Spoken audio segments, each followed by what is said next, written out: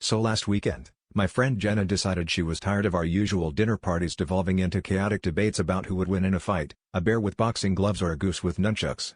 She announced she wanted to host a silent dinner. Apparently, it's a thing now, where nobody talks and you just mindfully eat in peace. Naturally, we all mocked her, but then she promised dessert, so we caved. 6 of us showed up, ready to test the limits of our self-control and nonverbal communication skills. The first 10 minutes were weird but manageable. We communicated only through raised eyebrows and aggressive chewing. Someone tried to pass the salt with a series of interpretive hand gestures that looked suspiciously like they were doing jazz fingers at me. I nearly lost it when my boyfriend tried to mime more mashed potatoes and ended up looking like a confused T-Rex.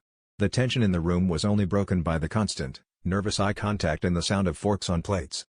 Then, just as the silence was starting to feel somewhat profound, like maybe we were all about to reach some higher plane of existence, disaster struck.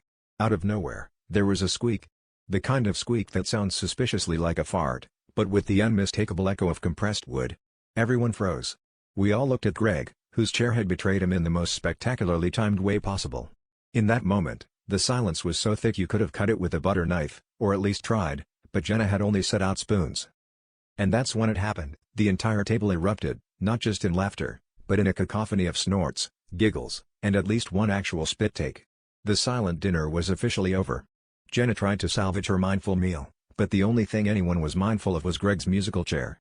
So, as the host desperately tried to restore order, Greg just shrugged and said, "Well, I guess that's what happens when you try to keep things hush.